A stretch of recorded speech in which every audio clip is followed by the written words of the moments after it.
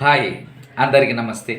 ఈరోజు 6/1/2025 Andhra Jyothi paper headlines చదివి వినిపిస్తాను మీకు. రైట్, ఈరోజు ముఖ్యాంశాలు హెడ్లైన్స్ ఏంటబ్బా. మొదట, పెళ్ళి కాని జంటలకి రూమ్ ఇవ్వం, హోటళ్లలో గది కావాలంటే పెళ్ళైనట్లు ధృవీకరణ పత్రాలు చూపించాల్సిందే. ఓయో సంస్థ కీలక నిర్ణయం. తొలుత మెరాట్లో అమలు, ఆ తర్వాత దేశవ్యాప్తంగా. ఓయో వాళ్ళు వీళ్ళ దాని మీద కొద్దిగా బ్యాడ్ ఉందబ్బా. ఎందుకంటే ఎవరికి పడితే వాళ్ళకి ఇచ్చేవాళ్ళు ఇంతకుముందు. అంటే అది దాని మీద కొద్దిగా బ్యాడ్ ఉంది. ఈ మధ్య ఒక యాడ్ వచ్చింది. కూతురు బాబాయ్, మామయ్య, ఓయోలో రూమ్ రెస్టారెంట్ ఏదో బుక్ చేసుకుంటున్నాం గదులు అని అంటే, ఏం మాట్లాడుతున్నావు అని ఆ యాడ్ వచ్చింది. ఆ యాడ్ వచ్చినప్పుడు నాకు చాలా, అంటే ఓయో మీద కొద్దిగా, అంటే ఏదో రూమరు బ్యాడ్గా ఉంది ఇన్ని రోజులు. ఇప్పుడు వీళ్ళు దీన్ని అంటే ఒక ఐడెంటిటీగా క్లారిటీ, అంటే మాది కూడా మంచి హోటల్స్ అనే మాదిరిగా వీళ్ళు కూడా ముద్ర వేసుకోవడానికి ఇది పెట్టారు. Okay, full stop. ఓకే, ఇప్పటి నుంచి ఇలాంటివి చేయాలి. అంతేగాని ఎట్లా పడితే అట్లా ఇచ్చేసి లవర్స్ కానీ ఎవరు అంటే వాళ్ళు పోతూ ఉంటారు. అలాంటి వాళ్ళు ఇప్పుడు ఫ్యామిలీస్ కానీ వీళ్ళు కానీ వెళ్ళాలంటే కష్టం కదా.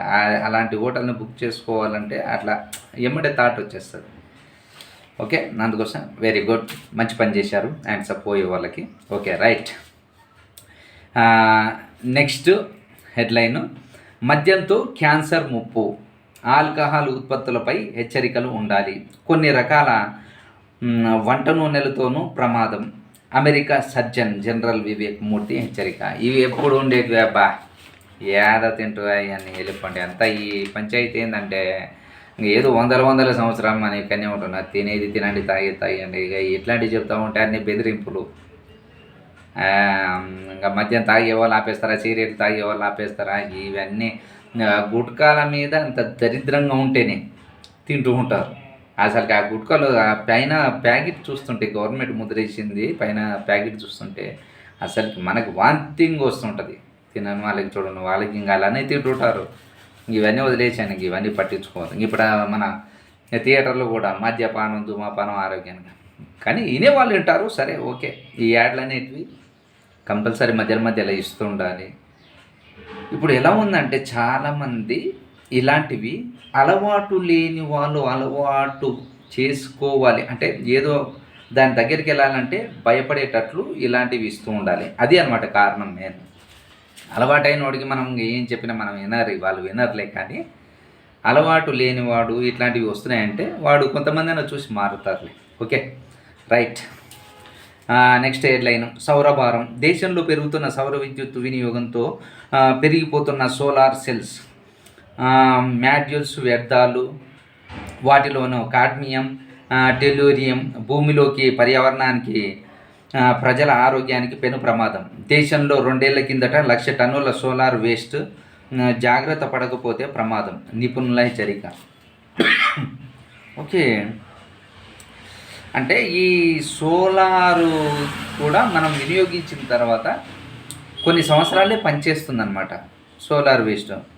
Okay, right. ఈ వేస్ట్ చాలా ప్రమాదం అంట. ఇది పర్యావరణానికి, అంటే వ్యర్థాలు, వాటిలో కాడ్మియం, టెల్యూరియం భూమిలోకి, పర్యావరణానికి, ప్రజల ఆరోగ్యానికి పెను ప్రమాదం. దేశంలో 2 ఏళ్ల కిందటే 1,00,000 టన్నుల సోలార్ వేస్ట్, జాగ్రత్త పడకపోతే ప్రమాదం, నిపుణులు. ఓకే, గవర్నమెంట్ చూసుకుంటుంది ప్రజల కోసం, అంటే వాళ్ళే కదా చూసుకునేది. పర్యావరణానికి ముప్పు అన్న వాళ్ళు జాగ్రత్తలు తీసుకుంటుంటారు. రైట్.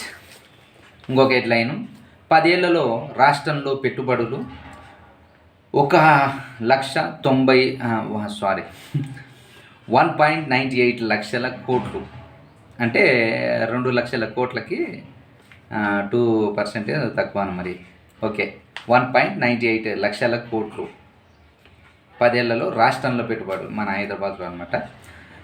1.14 లక్షల మందికి ఉద్యోగ అవకాశాలు, 2035 కల్లా పునరుత్పాదక ఇంధన సామర్థ్యాన్ని 95,500 మెగావాట్లకు పెంచడమే లక్ష్యం. Okay okay okay okay right right. ఈ హెడ్లైను ఈ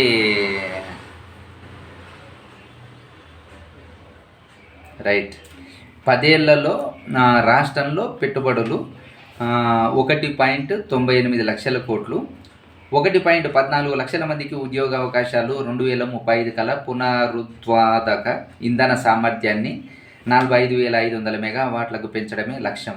పునరుత్పాదక ఇంధన ప్రాజెక్టులకు భారీ ప్రోత్సాహకాలు, భూములకు నాలా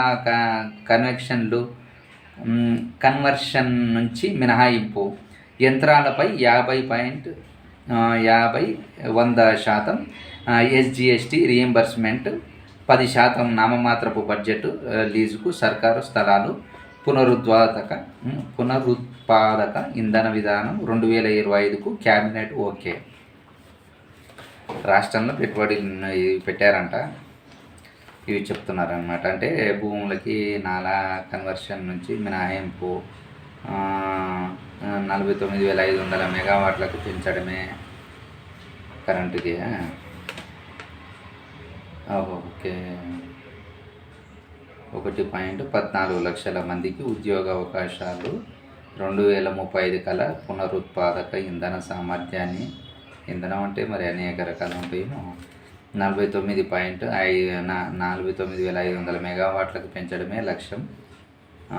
ఓకే. ఇంధనాన్ని 49,500 మెగావాట్లకు పెంచడమే లక్ష్యం అంట. పునరుత్పాదక ఇంధన ప్రాజెక్టులకు భారీ ప్రోత్సాహకాలు, భూములకు నాలా కన్వర్షన్ల నుంచి మినహాయింపు, యంత్రాలపై 50-100% జిఎస్టీ రీయింబర్స్మెంటు, 10% నామమాత్రపు అద్దెతో లీజుకు సర్కారు స్థలాలు, పునరుత్పాదక ఇంధన విధానం 2025 క్యాబినెట్ ఓకే. ఇంకా ఉన్న ఏదో ఇంధనాలు అవి గురించి చెప్పారు. ఇవి అర్థం చేసుకోవాలంటే మినిమం డిగ్రీ చదివి ఉండాలి. Okay right. నెక్స్ట్ హెడ్లైను, 1,00,000 మంది కూర్చునే స్టేడియం రాష్ట్రంలో నిర్మించే యోచన, 100 ఎకరాల్లో వివిధ ఆటలకు మైదానాలు, క్రీడాభివృద్ధికి విధాన రూపకల్పన, క్రీడాకారులకు సౌకర్యాలు ప్రత్యేక దృష్టి పెట్టిన ముఖ్యమంత్రి రేవంత్ రెడ్డి. 15-16 తేదీల్లో సీఎం ఆస్ట్రేలియా పర్యటన, 18న సింగపూర్, 20-24 తేదీల్లో దావోస్. Okay right. 1,00,000 మంది కూర్చునే స్టేడియం రాష్ట్రంలో నిర్మించే యోచన అంట. అబ్బా, చాలా డెవలప్ చేస్తున్నారు సీఎం గారు. ఓకే. నెక్స్ట్ హెడ్లైను, ఏపీ తెలంగాణ కలిసి ప్రపంచంతో పోటీ పడాలి. ఓకే. ప్రపంచ తెలుగు సమైక్య మహాసభల ముగింపు ఉత్సవంలో సీఎం రేవంత్ రెడ్డి, సినీ నటులు జయప్రద, జయసుధ, మురళీమోహన్, సాయి కుమార్, నిర్మాత అశ్విని దత్, ఎమ్మెల్యే వివేక్. ఓకే. అదే ఏపీ తెలంగాణ కలిసి ప్రపంచంతో పోటీ పడాలి. మంచి మాట. ఇంకొక హెడ్లైను, ఫార్ములా ఈ కేసులో నేడు ఏసీబీ విచారణకు కేటీఆర్, రేపు విచారణకు రావాల్సిందిగా ఈడీ సమన్లు. రైట్. ఇంకొక హెడ్లైను, ఒక్కో రోజు వేతనం 48 కోట్లు, ప్రపంచంలోని అత్యధిక జీతం పొందుతున్న వ్యక్తిగా quantum scape CEO Jagdeep Singh record. రోజుకి 48 కోట్లంట ఒకరోజు ఆయన ఆదాయం. ఒక్కరోజు వేతనము అంటే ఆయన కంపెనీ స్థాపించింది, కానీ ఇవి ఆయన వాటకి జీతం లెక్క ఉంటుంది కదా కంపెనీ అని. ఆయన జీతం లెక్క 48 కోట్లంట. ఆయన ఏం పని చేస్తారో చూద్దాం. ప్రపంచంలోనే అత్యధిక జీతం పొందుతున్న వ్యక్తిగా quantum scape CEO Jagdeep Singh record. Okay. Record అనమాట. జగదీప్ సింగ్ అంట.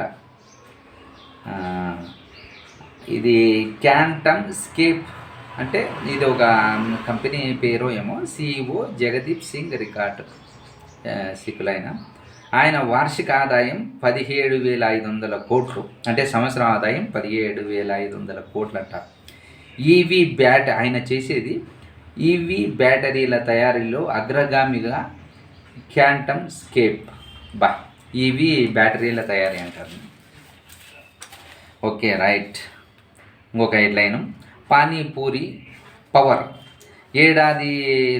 ఏడాదిలో 40 లక్షలకు పైగా డిజిటల్ లావాదేవీలు నమోదు చేసిన ఓ పానీపూరి వ్యాపారి జీఎస్టీ నోటీసులు జారీ. తమిళనాడులో ఘటన సోషల్ మీడియాలో వైరల్. మీమ్స్ జోకులు. 48 లక్షల పరిమితి దాటితే జీఎస్టీ వర్తింపు.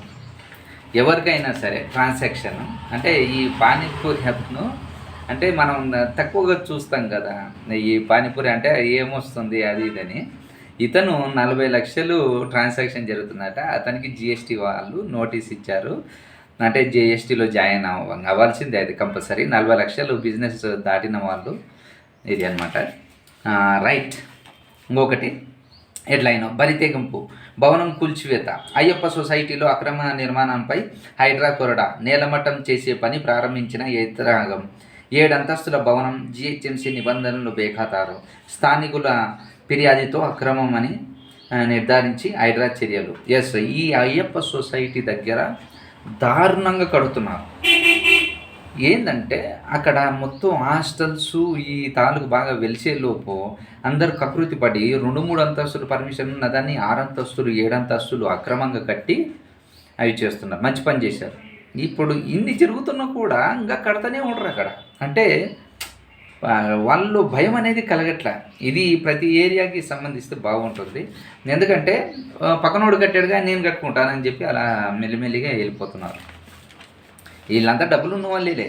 ఏమే డబ్బులు లేనివాడు ఎవడు ఇలా కట్టుకోడు. డబ్బులు ఉన్న వాళ్ళే కాబట్టి వాళ్ళకి కావాల్సిందే ఇది. వాళ్ళకి ఏంటంటే అస్తమానం సంపాదనంగా క్రియేట్ చేసుకోవాలి. ఇది 5 అంతస్తులు 6 అంతస్తులు వేసి ఒక 2-3 లక్షలకి 4-5 లక్షలకి అట్లా కిరాయి ఇచ్చేస్తే వస్తాయి కదా, అది ఆశ. దీనివల్ల ఏంటంటే డ్రైనేజ్ సిస్టమ్ అనేది కొన్ని అన్నీ ఉంటాయి కదా, దీనికి కొన్ని కారణాలు ఉంటాయి.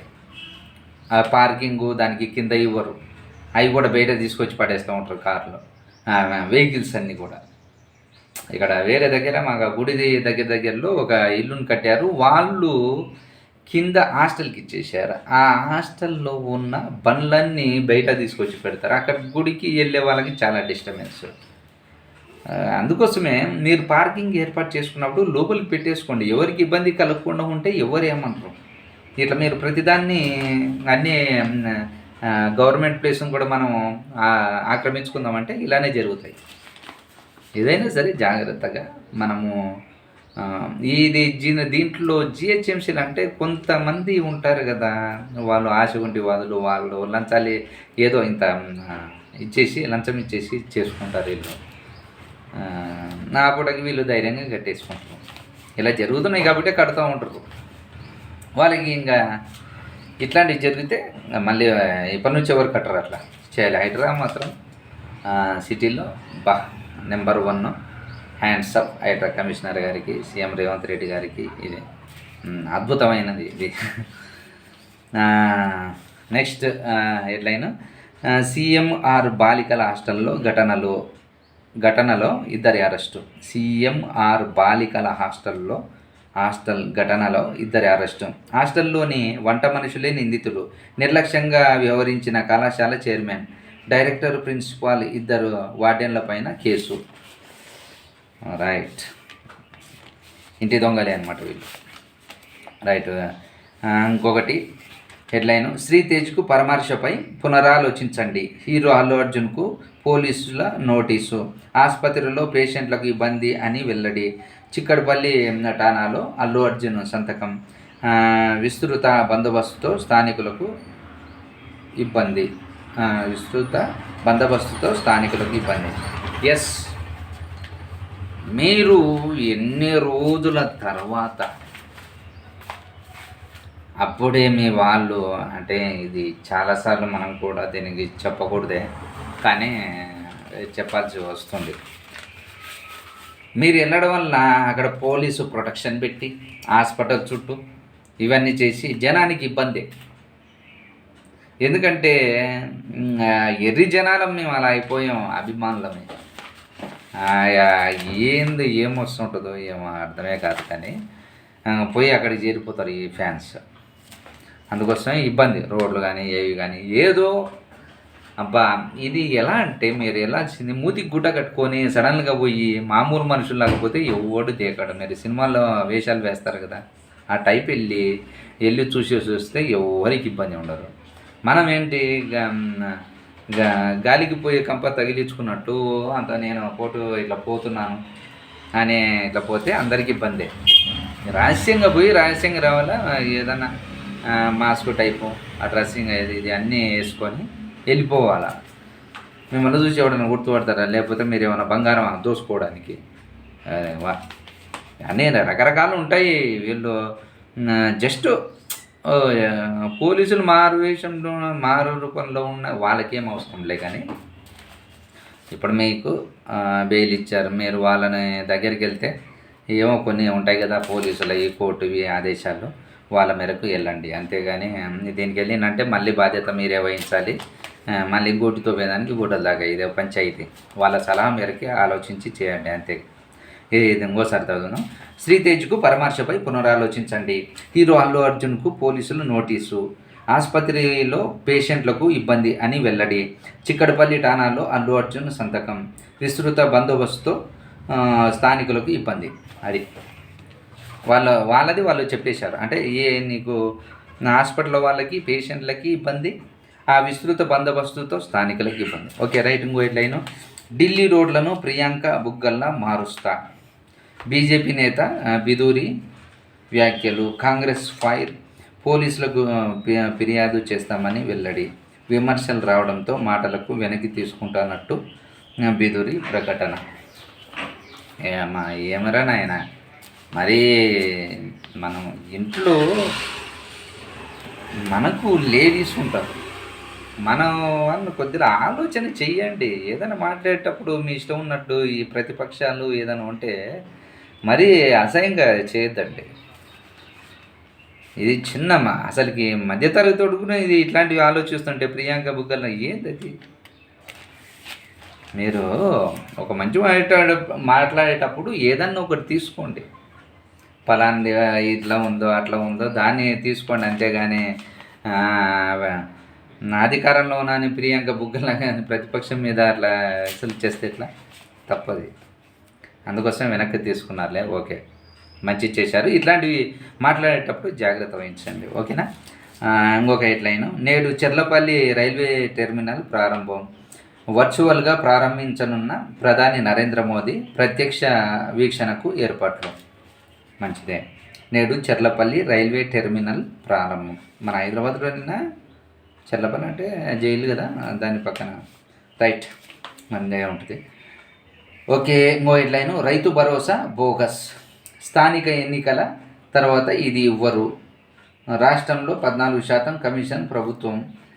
2-3 మంత్రులకైతే అదే పని. మోసాల్లో కాంగ్రెస్కు గురువు కేసీఆరే. కేంద్ర మంత్రి బండి సంజయ్ విమర్శలు. ఇది రాజకీయం అబ్బా, మనం ఏం మాట్లాడేది కాదు ఇది. ఓకే, ఇవి ఈరోజు మన రాష్ట్రంలో హెడ్లైన్స్. సినిమా న్యూస్ ఏదైనా వెళ్దామా, చూద్దామా? ఓకే, సినిమా న్యూస్ చూద్దాము. మొదటిది ఏంటంటే అడవికి రాజు డాకు మహారాజు సినిమా హెడ్లైను. ఇది 12వ తారీఖు రిలీజ్ అవుతుంది. ఓకే. అబ్బో, బాలకృష్ణ గారు కూడా వదలట్లే. అంటే మన గేమ్ చేంజర్ రిలీజ్ చేశారని ఈయన కూడా అమెరికాలో డల్లాస్లో ట్రైలర్ విడుదల చేశారు. ఇందులో వింటేజ్ బాలకృష్ణను ప్రజెంట్ చేశారు. అంటే బాలకృష్ణ కథానాయకుడిగా బాబీ కొల్లి దర్శకత్వంలో తెరకెక్కించిన చిత్రం డాకు మహారాజు. సూర్యదేవరావు, నాగవంశీ, సాయి సౌజన్య నిర్మించారు. బాబీ డ్యూయల్, మరకంద్ దేశ్పాండే, ప్రజ్ఞా జైస్వాల్, శ్రద్ధ శ్రీనాథ్ కీలక పాత్రలు పోషించారు. ఈ నెల 12న ఈ సినిమా విడుదలవుతుంది. అమెరికాలో డల్లాస్లో ట్రైలర్ విడుదల చేశారు. ఇందులో వింటేజ్ బాలకృష్ణను బాబీ అనగనగా ఒక రాజు ఉండేవాడు. చెడ్డవాళ్ళంతా ఆయనకు డాగు అనే వాళ్ళు, మాకు మాత్రం ఆయన మహారాజ్, ఆయన కింగ్ ఆఫ్ జంగిల్ వంటి సంభాషణతో ట్రైలర్ ఆసక్తికరంగా ఉంది. ఇందులో విభిన్నమైన గెటప్పుల్లో బాలకృష్ణ కనిపించారు. ఆయన లుక్స్, యాక్షన్ సన్నివేశాలు, విజువల్స్, భావోద్వేగాలు, అద్భుతమైన సంగీతంతో నిండిన ఈ ట్రైలర్ సినిమాపై అంచనాలు పెంచేసింది. ఈ చిత్రానికి సినిమాటోగ్రఫీ విజయ్ కార్తిక్, కన్నన్, సంగీతం తమన్. కానీ పాట మాత్రం వరస్ట్గా మరి పెట్టారు. దాన్ని ఆ వరస్ట్వే ఎక్కుతూ ఉంటాయి జనానికి, ఎందుకంటే మంచి ఎక్కవు. ఏదో దబిడి దిబిడి పాట ఉంది కదా, అది మరీ వరస్ట్గా ఉందబ్బా. శేఖర్ మాస్టర్ గారు ఈ మధ్య మరి మీరు చెల్లకపోతే చూసుకోండిపోతురా. Okay, next headline. త్రివిక్రమ్పై చర్యలేవి, మాను ప్రశ్నించిన పూనం కౌర్. నటి పూనం కౌర్ మరోసారి ఎక్స్ వేదికగా దర్శకుడు త్రివిక్రమ్ను ఉద్దేశిస్తూ పోస్టు పెట్టారు. త్రివిక్రమ్పై ఫిర్యాదు చేసి ఎంతో కాలమైంది, కానీ మా మూవీ ఆర్టిస్ట్ అసోసియేషన్ నుంచి ఎటువంటి స్పందన రాలేదు. త్రివిక్రమ్పై ఇచ్చిన ఫిర్యాదు విషయంలో మా సంఘం ఆయన్ని ప్రశ్నించలేదు. నా జీవితాన్ని నాశనం చేసి ఆరోగ్యాన్ని, ఆనందాన్ని కోల్పోయేలా చేసిన ఆయనపై ఎటువంటి చర్యలు తీసుకోలేదు. పైగా ఆయన విషయంలో చర్యలు తీసుకోకుండా ఉండేలా ఇండస్ట్రీ పెద్దల నుంచి సహకారం అందుతుంది అని ఆరోపించారు. పూనం కౌర్ అంటారు ఆమె. Okay, right. ఇంకొక హెడ్లైను. అలాంటి సినిమాలు నిషేధించాలి. నిండు సభలో ద్రౌపది వస్త్రాన్ని తీస్తున్న మౌనంగా ఉన్న కర్ణుడు గొప్పవాడు ఎలా అవుతాడు? పురాణ ఇతిహాసాలు సినిమా వాళ్ళు తమ ఇష్టం వచ్చినట్లు మార్చి హైందవ ధర్మాన్ని వక్రీకరిస్తున్నారు అని అన్నారు. సినీ గేయ రచయిత అనంత శ్రీరామ్ గన్నవరం సమీపంలో కేనరపల్లి వద్ద విశ్వ హిందూ పరిషత్ విహెచ్పి ఆధ్వర్యంలో నిర్వహించిన హైందవ శంకరావ సభలో ఆయన మాట్లాడుతూ, హిందూ ధర్మాన్ని అవమానించేలా తీసిన సినిమాలకి ప్రభుత్వం నిషేధించాలి, లేదంటే హిందువులే పూర్తిగా వాటిని బహిష్కరించాలి. అప్పుడే హిందూ ధర్మాన్ని ఒక గౌరవం, గుర్తింపు ఉంటాయి. సినిమాల్లో హైందవ ధర్మం మీద దాడి జరుగుతుంది. వాల్మీకి రామాయణం, వ్యాస భారతం, భారత సాహిత్యం వ్యాజ్యానికి రెండు కళ్ళు వంటివి. అలాంటి వాటిని వినోదం కోసం వక్రీకరిస్తున్నారు. హిందూ ధర్మాన్ని ఆసనం చేసే సినిమాలు ప్రతి ఒక్కరూ బహిష్కరించాలి. అప్పుడు ఈ సినిమాలకి డబ్బులు రావు. డబ్బులు రాకపోతే ఇలాంటి చిత్రాలని నిర్మాతలు తీయాలని ఆయన అన్నారు. అనంత శ్రీరామ్ నెంబర్ 1 మనిషి ఆయన. Very good. Okay, next cinema headline. దర్శకత్వ ఆలోచన లేదు, ఎస్జే సూర్య. మంచిదే. ఓకే, నటించాలని కదా. ఇప్పుడు ఒక్కొక్క 5-10 సంవత్సరాల్లో కొత్త నటులు మనకు నటులు బోర్ కొడతారేమో, కానీ జగపతి బాబు గారు కొన్ని సంవత్సరాలు, ప్రకాష్ రాజ్ గారు కొన్ని సంవత్సరాలు, ఇప్పుడు ఎస్జే సూర్య గారు వంత వచ్చింది. ఆయన చూద్దాం ఆయన కూడా ఎన్ని సంవత్సరాలు ఉంటారు. ఎందుకంటే ఏదైనా బోర్ కొట్టాల్సిందే. పాత నీరు పోయి కొత్త నీరు రావాలని అంటారు కదా, అట్లా చేయండి మీరు. Okay, next headline. ప్రేక్షకులు మెచ్చే ప్రేమ కథ. ఇదొకటి. అది అకిరా ఇష్టం. తనయుడు అకిరా నందన్, ఇది అంటే పవన్ కళ్యాణ్ గారు వాళ్ళ అబ్బాయి ఇది. అది అకిరా ఇష్టం. తనయుడు అకిరా నందన్ సినీ అరగ్రేటం కోసం తాను ఆసక్తిగా ఎదురు చూస్తున్నానని రేణు దేశాయ్ అన్నారు. ఓ కార్యక్రమానికి హాజరైన సందర్భంలో ఆమె అకిరా సినీ ఎంట్రీపై స్పందించారు. ఎక్కడికి వెళ్ళినా అకిరా సినిమా ఎప్పుడు అనే ప్రశ్న ఎదురవుతుంది. పవన్ కళ్యాణ్ అభిమానులానే నేను కూడా అకిరా సినిమాలోనికి రావాలని కోరుకుంటాను. అయితే అందరికన్నా ఒక తల్లిగా నేను ఎక్కువగా కోరుకుంటున్నాను. కానీ సినిమాలో ఎప్పుడు రావాలనేది అకిరా ఇష్టం. ఏదైనా తను కోరుకున్న విధంగా జరగాలి. అప్పటి వరకు వేచి చూడండి అని అన్నారు. రైట్. ఇంకొక హెడ్లైన్, సినిమా హెడ్లైన్. ప్రభుకు బ్రెయిన్ సర్జరీ. అంటే సినిమా యాక్టర్, తమిళ సీనియర్ నటుడు ప్రభుకు బ్రెయిన్ సర్జరీ అంట. రైట్. ఇంకొకటి హెడ్లైన్. డిఫరెంట్ కాన్సెప్ట్తో వరుణ్ సందేశ్ హీరోగా ఆర్యన్ సుభాన్ ఎస్కే దర్శకత్వంలో బలగం జగదీష్ నిర్మిస్తున్న చిత్రం కానిస్టేబుల్ మాధులిక వారణాసి. వరుణ్ సందేశ్. ఓకే, నేను వరుణ్ తేజ్ అనుకున్నాను. ఓకే, ఈయన కూడా చేస్తున్నాడు. వరుణ్ సందేశ్ అంట. డిఫరెంట్ కాన్సెప్ట్తో సినిమా. రైట్. ఓకే, ఈరోజు హెడ్లైన్స్. ఏదో మార్కో సినిమా అంటబ్బా, విడుదలైన ప్రతి చోట విజయవంతంగా నడుస్తూ ప్రపంచవ్యాప్తంగా 100 కోట్లు వసూలు చేసిన చిత్రం. ఏది ఇంగ్లీష్ సినిమానా ఏంది ఇది? మార్కో అంటే ఏదో మరి విడుదలైన ప్రతి చోట విజయవంతంగా నడుస్తూ ప్రపంచవ్యాప్తంగా 100 కోట్లు వసూలు చేసిన చిత్రం. ప్రపంచవ్యాప్తంగా ప్రపంచవ్యాప్తంగా 1000 కోట్ల 100 కోట్ల ఇడైతే 100 కోట్లు వేసిండ్రు.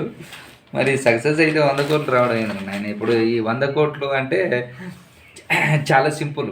మినిమం 1000, 1500, 2000 కోట్లు అట్లా అనమాట. మరి ఇది ఏందో చిన్న సినిమా లాగా ఉంది. ఓకే, ఈరోజు ఈరోజు హెడ్లైన్స్. మరుసటి రోజు హెడ్లైన్స్తో మళ్ళీ కలుసుకుందాం. Okay, bye.